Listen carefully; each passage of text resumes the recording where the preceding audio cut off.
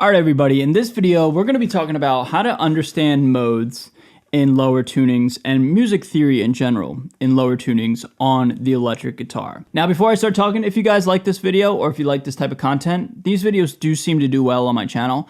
But yeah, just checking in with you guys. If you guys like this type of content, be sure to like, comment, subscribe, and let me know down below if you like it, why or why not, and what you would like to see differently or what you would like to see going forward, okay? And I want to make this video because it's probably the thing that I'm most passionate about with guitar itself, is like how to understand the music theory and the why of music and how the notes all fit together like a beautiful puzzle. And this is a topic that is still not really grasped in this genre, that is hard rock and metal, because we don't really need theory to get the job done. We can just play aimlessly or blindly and use our ears. So maybe it's not truly blind, but you guys know what I'm saying? Like, we're not playing with a purpose, or we can get away with not playing with a purpose from a musical theory standpoint.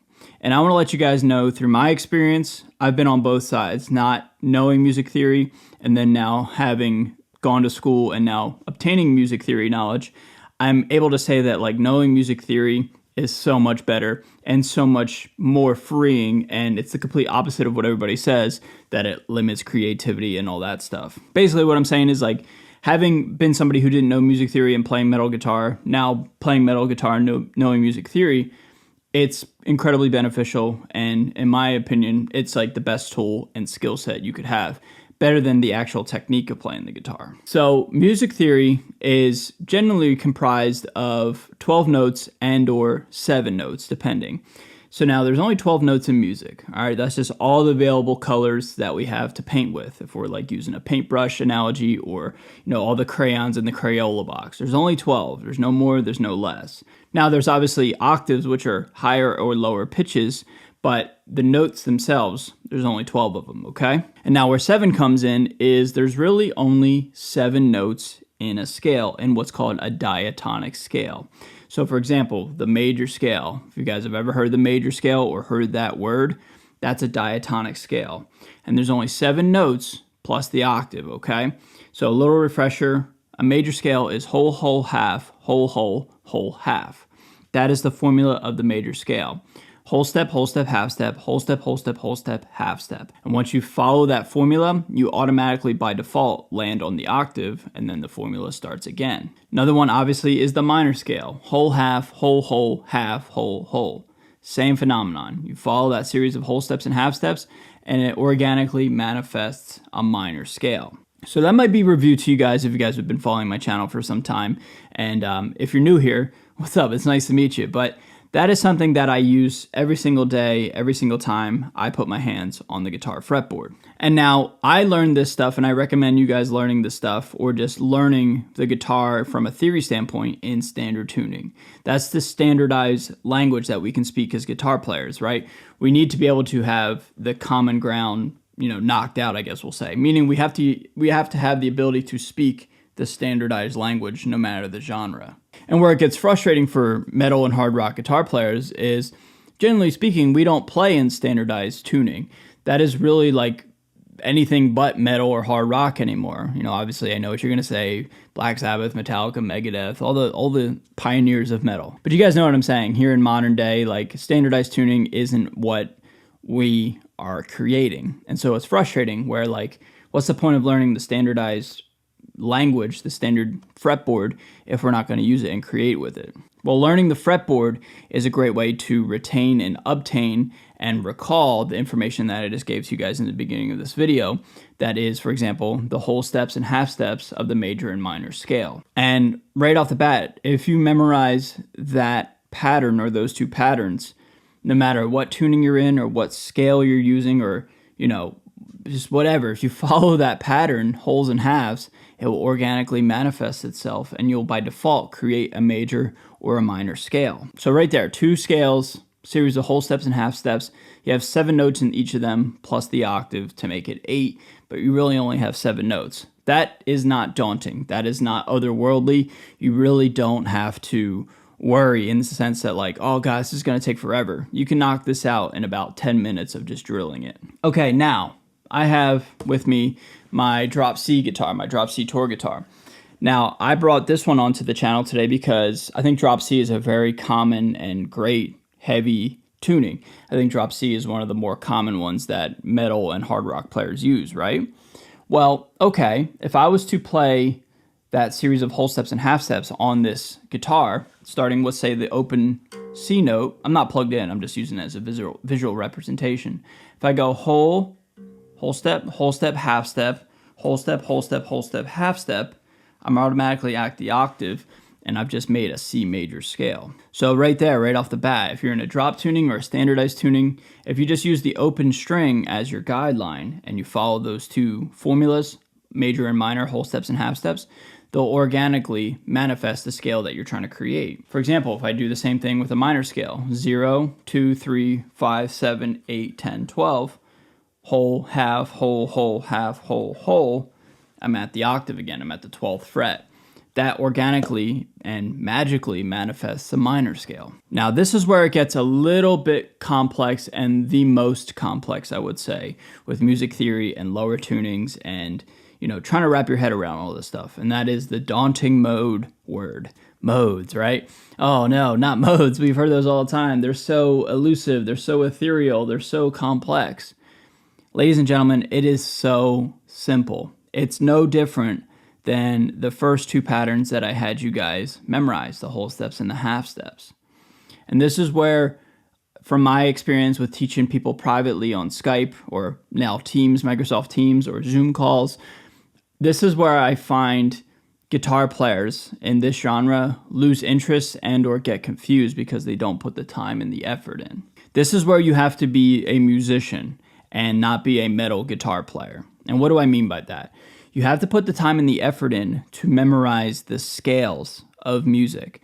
Like, for example, if I said to you, hey, what's an A major scale? An A natural major scale, you should be able to recall that it is A, B, C sharp, D, E, F sharp, G sharp, and A. That should be instilled, just like you can say, the order of the Pantera albums that came out chronologically. You know what I mean? Like, you got to be able to recall that stuff.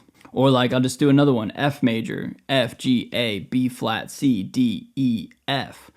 That just has to be instilled in your brain. A minor, all the natural letters, A, B, C, D, E, F, G, A. You got to be able to recall that stuff. And this is where I see a lot of people lose interest, and that's why people get stuck in a rut and they don't get better, and they feel like they're writing all the same things all the time. It's because they don't know where else they can or cannot go, because they don't know music theory or understand musicianship, that is, knowing all the scales in terms of major and minor keys. And until you learn that stuff, you will not be able to progress and start to delve into modes, because modes are so, the way they're just taught on the internet, man, it's just like they seem so complicated and so like gatekeepy and like, oh, I know this and you don't, I hate that stigma of people who know modes, man. They just seem to like think highly of themselves. It's literally just a series of whole steps and half steps, and understanding the bigger picture of like you're in a major or a minor scale and you're just choosing to highlight a different note in the major or minor scale. It's literally very, very simple. It's no different than what I just taught you in the beginning of this video. All the modes go in order: Ionian, Dorian, Phrygian, Lydian, Mixolydian, Aeolian, and Locrian, or as I like to say, Locrian, because it just sounds cooler. Locrian sounds a little silly, but anyway, those are the modes. They go in order. Just like the scales go in order, they're fixed. So A major, for example, A, B, C sharp, D, E, F sharp, G sharp, A. That stays in order just like the modes stay in order. Now, this is where you put two and two together. If we take the A major scale, right, we attach a mode to each one of those letters in the scale, and they go in order. Just like the modes go in order, the letters go in order. So you marry the two, and you do this. Ionian, A, Dorian, B, Phrygian, C sharp, etc. You go down each one of those modes, and then you attach a letter name to it. And therefore, it automatically manifests the mode and or the scale that you're really in. Meaning, if you're playing a C sharp Phrygian scale, you're really playing the notes of A major, but you're choosing to emphasize a C sharp note, a C sharp sound. Something that's a little bit more practical here, drop C. My favorite scale of all time, or my favorite mode of all time, I should say, is Phrygian. Phrygian sounds sick. It's heavy, it's musical, it's my favorite. It's personal taste, not one's better or worse than the other. I just like it, okay? Particularly, I love it because it's got the open 1, 3, 5 area. That's like my jam, right? It's very common for metal. And it also has a perfect fifth, which is the 7th fret. Anyway, put it all together here.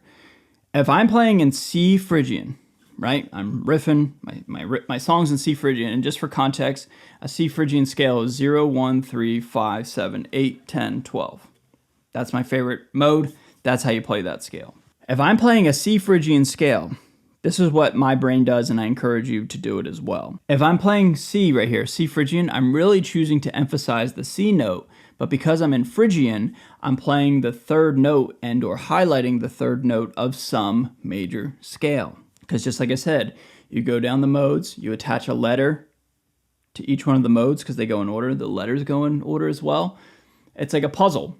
If Phrygian is the 3rd mode and I put a C next to Phrygian, that means I am playing some major scale where C is the 3rd letter in the scale. And that's where I encourage you guys to learn your major and minor scales.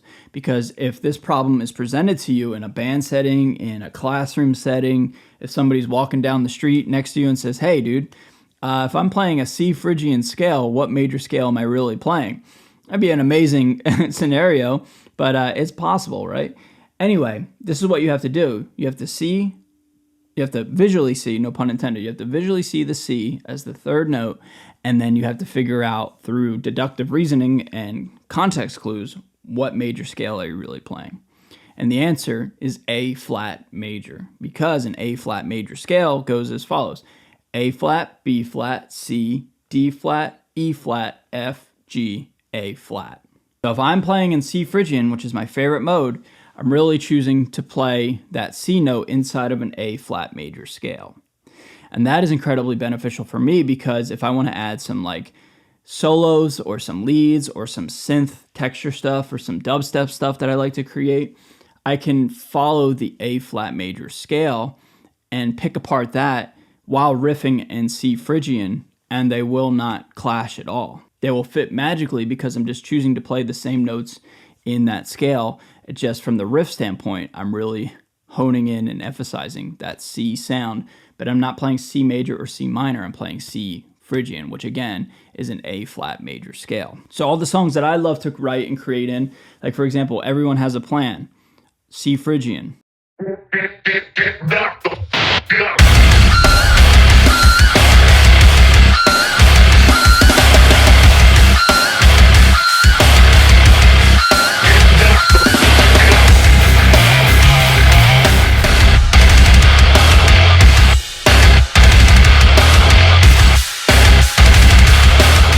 That song is one of my favorites and one of my more popular ones on streaming service platforms. That's in C Phrygian, so it's really just outlining an A flat major scale, but I'm choosing to play the C note in that riff in that song. So to make this all valuable to you guys in terms of like how to make sense of all this stuff, the tuning is irrelevant, all right? The tuning is no different than if you had a big giant grand piano that extends across a football field or whatever. This part of the keyboard on your football field on the piano is right here in your guitar, meaning this register is very small and confined in the grand scheme of things of a giant piano. But what I'm saying is, like, if you're tuned to a different tuning or a lower tuning, you're just choosing for whatever reason in terms of like creative endeavors, you're choosing to like say like, these are my parameters. This is my low note and my high note, and I'm going to create in this register. But music theory and music and musicianship does not change at all just because you're in a different register. And this is where it comes into play of like thinking about being a musician rather than a metal guitar player. Because if you have keys, if you have horns, if you have woodwinds, if you have brass, like if you have a different eclectic array of instrumentation inside of a song, inside of a band, they're not going to know what the hell drop C means on a, beat up Fender Jim Root Stratocaster with an EMG. They're not going to know, and they're not going to care. So you have to be able to speak the language with other musicians, not to mention vocally as well. Like if you have a singer, he or she is going to need to know where to speak and or sing and what range based off of where your song is located in terms of register, but also in terms of key and or mode, okay? A lot of information thrown at you guys in 16 minutes of recording. I hope it made sense. I encourage you guys to stop this video several times, watch it several times, take notes. This is all for free at your disposal. I'm not asking for anything, but what I'm saying is, like, you can stop and start this video and play it over and over in case you guys get lost or confused, because I know this stuff is confusing and it is daunting, but it is finite and it is tangible. It's not otherworldly like other people make it out to be, okay? So everybody, that's how I make sense of music theory and lower tunings and how I encourage you guys to think about it as well, okay? So that being said, everybody, be sure to like, comment, subscribe. Let me know your thoughts and opinions. Let me know if you guys like this type of content. And with that being said, I'll see you guys in a video very, very soon. Later.